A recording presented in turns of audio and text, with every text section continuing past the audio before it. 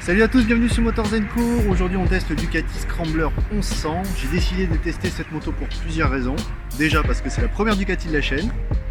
La deuxième c'est un néo-rétro et vous savez que ça me touche beaucoup. Et la troisième c'est que c'est un Scrambler. Donc a priori sur le papier ça devrait être très fun. Ça doit être marrant sur tous les terrains, ou presque. Ce que j'apprécie particulièrement c'est que c'est peut-être la dernière fois qu'on voit le fameux moteur Ducati refroidi par air. Je vais enfin savoir s'il est si mythique que ça. Et surtout savoir si le bridage Euro 4 a bien été fait. Une chose est sûre, il suffit pas que ce soit beau pour que ce soit bien fait, et à ce niveau de prix là, je vous cache pas que je serai intransigeant. Bon bref, on va aller faire un tour, c'est parti.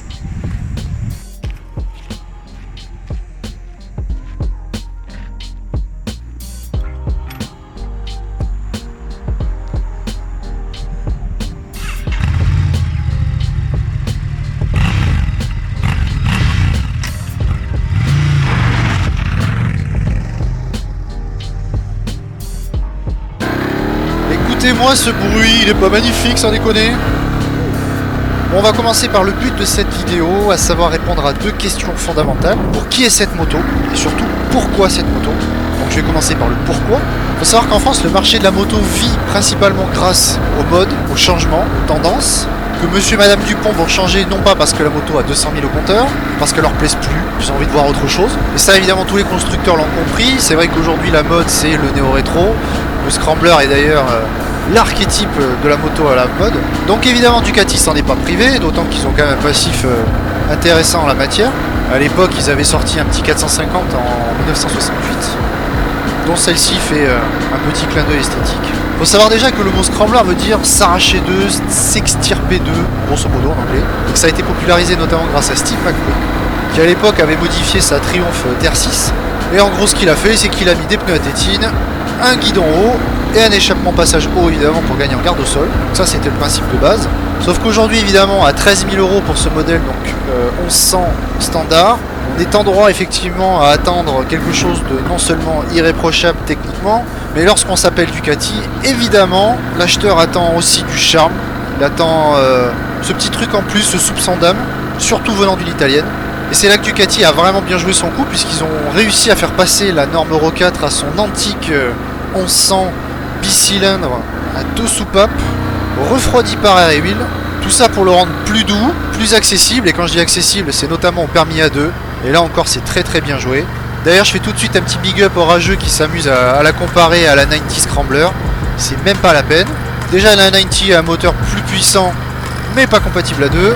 Et dans tous les cas, sa partie cycle n'est vraiment pas au niveau de celle-ci. Donc dans tous les cas, pour moi, le comparatif ne sert à rien. On parle pas d'une moto à 6 000 €, là on parle d'un achat coup de cœur. Donc est-ce que la magie opère? Est-ce qu'elle est efficace? On va commencer tout de suite par un petit tour du propriétaire, côté look. Donc comme je disais, Ducati a pioché dans l'héritage avec son petit 450 de l'époque, de 68, sur lequel il reprend selon moi que le réservoir et le logo éventuellement. Alors n'hésitez pas à me dire en commentaire s'il y a autre chose que vous voyez, parce que pour moi ça s'arrête là. Le design pour info est signé par un français, et là j'ai envie de dire cocorical. C'est un coup de crayon qui est sobre, qui est efficace. D'ailleurs c'est ce qu'on attend d'une moto de ce calibre là. Il faut savoir qu'il y a très peu de plastique sur cette moto. On a beaucoup de matériaux nobles, on a beaucoup d'aluminium. Et d'ailleurs c'est en s'approchant qu'on voit vraiment la qualité de cette moto, le niveau de détail. On a de belles soudures, on a un feu à l'avant à LED qui est très beau, très discret, et pourtant très détaillé. On voit d'ailleurs le petit croisillon comme à l'époque, le petit logo Ducati. Elle est full LED évidemment.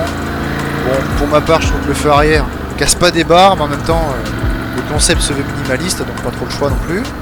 Pour ce qui est des pots, alors c'est vrai que c'est pas ce que je trouve le plus joli sur cette moto. Alors certes, ils ont un son d'outre-tombe qui a été homologué je sais pas comment, mais j'aurais aimé deux petits silencieux alignés du même côté tant qu'à faire. Ça n'engage que moi. Par contre, si vous suivez toute la tubulure d'échappement et que vous remontez vers le moteur, c'est là que vous voyez la pièce d'orfèvre qu'est un moteur Ducati. Là, je pense que tous les puristes, donc là, je pense que tous les puristes et tous ceux qui avaient soif d'authentique sont ravis. Bon, en tout cas, je le suis. Par contre, pour ce qui est de la selle, je vous avoue que la finition spéciale, juste un cran dessus, est un peu plus sympa, surtout en ton chocolat. Bon, ça n'engage que moi. Celui-ci est très correct, mais bon, sans plus. D'ailleurs, question du haut, n'hésitez pas à me dire en commentaire ce que ça vaut. J'aime beaucoup le petit support de plaque, là, discret derrière. Je pense pas qu'il protège grand chose, mais bon, c'est comme ça. Bon allez, je sais que vous attendez ce commentaire depuis le début. C'est quoi ce câble dégueulasse au milieu, là? Vous pouvez pas le mettre ailleurs, sérieux? Bon après ça gêne pas le compteur hein, mais c'est moche. Et comme il n'y a pas grand chose à regarder sur la partie avant, bah on voit que ça. Donc maintenant la partie cycle, on a une fourche inversée Marzocchi à l'avant. Marzocchi, elle est réglable, elle fait 45 mm. Faut savoir que sur la version sport vous êtes en full all-ins, à l'avant comme à l'arrière. D'ailleurs j'ai oublié de dire que partie esthétique, le mono amortisseur est de toute beauté. Pourquoi les journalistes ont critiqué cette fourche? Je suis désolé, je sais pas si moi elle a été réglée entre temps, mais je la trouve très efficace. Alors certes, je suis pas Valentino Rossi, mais je cueille pas des fraises non plus. Hein. J'ai quand même quelques motos à mon actif. Je peux vous dire que j'ai testé largement pire. Même en tartinant, l'avant reste étonnamment précis, surtout vu la vocation de la moto. Quand on prend de l'angle, on n'a ni la sensation qu'elle se dérobe, ni cette sensation de flou. Même si on est sur la version standard, on reste sur un équipement de qualité. Alors oui, à ce prix-là, heureusement, vous allez me dire. Un petit détail que j'ai oublié de préciser, c'est que la selle est réglable, et ça pour les petits gabarits, c'est sympa. Parce qu'objectivement, on reste sur un format proche d'un roadster. Alors il paraît qu'il y a un petit port USB sous la selle. À ce niveau de prix, je comprends qu'il y soit, mais vu la vocation de la moto, perso, je m'en tape complet. D'ailleurs, cette selle, elle est un petit peu ferme, mais pas inconfortable du tout. Parce que la position reste naturelle. Il est un chouïa sur l'avant, mais vraiment un chouïa. En tout cas, je me vois très bien faire des kilomètres avec cette moto. Elle est pas fatigante. On va parler maintenant du compteur, qui est très très beau. Si on oublie le câble dégueulasse qu'il y a au-dessus, bien entendu. Alors c'est un compteur d'apparence joli, mais qui est absolument illisible. Déjà parce qu'il est monochrome, et ça je vous avoue que même si la moto date de 2018, pour moi le monochrome c'est déjà du passé, surtout à 13 000 balles. Puis il y a tellement d'informations, elles sont tellement petites que même vous voyez le contour, faut que je me penche pour savoir à quel régime je roule. Et le plus drôle dans l'histoire c'est que le pire reste à venir. Vous avez un commodo prévu pour la sélection des différents menus, et surtout de la cartographie moteur, il y en a 3. Vous avez un mode de conduite City à 75 chevaux, le mode Journey pour la balade et le mode Active avec les 86 chevaux. Le tout agit notamment sur le câble d'accélérateur puisqu'il est électronique.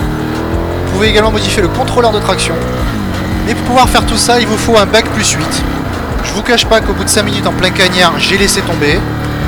Donc dans le détail, ce qu'on a sur l'affichage, c'est le contour, l'horloge, on a la jauge d'essence. Donc je le disais, la cartographie sélectionnée, le niveau d'antipatinage, on a les tripes partielles, l'autonomie, la température extérieure, et je crois que c'est à peu près tout. Pour ce qui est du gabarit, et c'est vrai que c'est une question importante sur un scrambler, elle est quand même plus grosse que la 800, nettement. D'ailleurs le réservoir est plus gros, hein, il fait 15 litres, ce qui fait une conso à peu près à 6 litres, 6 litres 2 si je me souviens bien. Alors vous allez me dire, est-ce que c'est trop gros pour être un scrambler? Bah, bizarrement je pense très fort à la FTR de chez Indian, hein, qui se veut être un dirt track, mais qui pareil fait un méchant appel du pied à tous les propriétaires de roadster. Évidemment on crache pas sur un gangbang qui fonctionne. Mais il faut savoir que le scrambler se vend très très bien, hein. Ducati fait d'excellents chiffres avec cette moto. Maintenant je vous cache pas qu'en ville, au niveau maniabilité, c'est clair que l'avion de braquage c'est pas ça. En même temps quand vous voyez la taille de la fourche et le gabarit que c'est, même si pour un 1100 il y a plus gros, mais ça reste gros. Par contre le moteur se rattrape très très bien. Il est d'une souplesse déconcertante. Je m'attendais à un vieux truc rustique accessible uniquement aux bûcherons, mais c'est pas du tout le cas. Même si on est en sous-régime, ça cogne pas de ouf non plus. Mon SV cogne beaucoup plus fort. Ça relance très bien. Et surtout ça vibre très peu. Pour un V-twin on est d'accord. Et surtout vu son architecture ancestrale. En tout cas les ingénieurs ont très bien bossé là-dessus. Pareil, à la plage d'utilisation, on va pas se mentir, elle est très très basse. Je dirais qu'elle est située plutôt entre 4 et 7 000 tours. Là encore, comme je vous l'ai dit, hein, je vois pas grand chose sur le compte tour, mais je dois pas me tromper de beaucoup. Et ça, c'est très très agréable en ville. Je sais qu'il y en a certains qui rigolent en voyant que 86 chevaux, mais croyez-moi, ça marche fort. Mais encore une fois, pour moi, la puissance c'est une chose, mais le couple, ça fait tout. Ça tracte à mort. Ça tracte velu, le tout dans un confort très moderne, et je parle pas seulement que de la scie, je parle aussi du moteur. D'autant que la poignée d'embrayage est tellement souple, au moment j'ai cru qu'elle était cassée. On pourrait la bouger à un doigt, c'est super agréable. Le seul bémol au feu rouge, surtout avec le temps qu'on a en ce moment, c'est la chaleur du moteur. Bon, moi perso, ça me change pas trop de mon XJR, hein, j'ai été habitué, mais je pense que ça en surprendra plus d'un. Alors j'en reviens à ce que disaient les journalistes, là encore, sur l'efficacité de cette moto. Ils avaient l'air de dire que c'était une moto dynamique mais qu'il fallait pas la bousculer plus que ça. Croyez-moi, même en tartinant un peu, on est quand même très très au-dessus de la majorité des motos que j'ai pu essayer. Alors quand je dis la majorité des motos, entre 6 et 8 000 euros on va dire, Bah là on est déjà dans le cosmos, je suis désolé les gars, faut arrêter hein. On peut rouler sur un filet de gaz si on veut, le moteur est vraiment ultra polyvalent. Je m'attendais pas à ça. En clair ils ont réussi à faire du neuf avec du vieux. Et c'est fait avec goût, et ça c'est ce qui fait toute la différence. On n'a pas besoin d'aller taper dans la zone rouge pour se faire plaisir, loin de là. Dans tous les cas on arrive largement à faire péter son permis avant. D'ailleurs à haute vitesse on n'est pas gêné plus que ça par le vent. Ils avaient l'air de dire que la fourche plonge au freinage. Je l'ai testé, c'est pas du tout le cas. D'ailleurs les Brembo dessus, alors c'est pas des M50, mais ils sont très très puissants, mais toujours progressifs, et c'est la force de ces Brembo. Donc des étriers 4 pistons, fixation radiale, disque de 320 mm. Vous avez vu, hein, j'ai bien appris ma leçon. Alors vous vous en doutez, comme d'habitude, j'ai pas osé toucher au réglage de la fourche, parce qu'on peut évidemment peaufiner tout ça, on peut le régler en détente, en compression, en pré-contrainte. Je pense que je vais plus faire de la merdasse qu'autre chose. Pour ce qui est du cadre, on a un treillis tubulaire acier. Là pareil, même en roulant un petit peu fort en courbe, jamais j'arriverai à la faire saucissonner. Alors la question fatidique, qu'est-ce que ça vaut sur un chemin ou une route pourrie? Bah là sans surprise, hein, ça encaisse très bien. On n'est pas sur un chameau, on n'est pas ballotté dans tous les sens, mais on se fait pas casser les vertèbres non plus. Donc pour moi mission accomplie, hein, ça reste une moto de tout chemin. Ce qui m'amène à répondre à la fameuse dernière question. Pour qui est faite cette moto? Je dirais que c'est fait pour tous les amoureux de roadster exotique sauce bac à gravier. Je vois pas l'intérêt de l'amener en off-road, c'est pas ce qu'on lui demande. D'ailleurs pour faire un parallèle, typiquement ça me fait penser à ceux qui achèteraient un BMW X5 par exemple. Mais voilà, on est sur une cible premium, qui a envie d'une marque qui a du prestige, qui a une image en béton, et qui cherche le petit plus d'exotisme et de charme. Donc finalement, est-ce que cette Ducati vaut son prix? Bien évidemment. Déjà comme je vous l'ai dit, elle se vend très bien. Le moteur est rond, ça tracte, on a du couple, et grâce à la technologie on n'a pas les inconvénients des vieux V-twin. Pour ce qui est du look, c'est sobre et qualitatif. Le gros bémol pour moi c'est le compteur, qui est une daube, sans parler de la corde à sauter qui est juste au-dessus. Et le son du pot est juste magique, donc pour ça je dis bravo Ducati. Je vous laisse d'ailleurs laisser toutes les informations complémentaires que j'aurais oubliées, vos petites observations. Je pense que ça aidera tous ceux qui ont envie d'acheter ou qui se posent la question. Pour ceux qui découvrent la chaîne, pensez évidemment à vous abonner, à laisser un petit pouce bleu, ça fait avancer le schmilblick. D'ici là, je vous dis complètement à bientôt sur Moteurs & Co.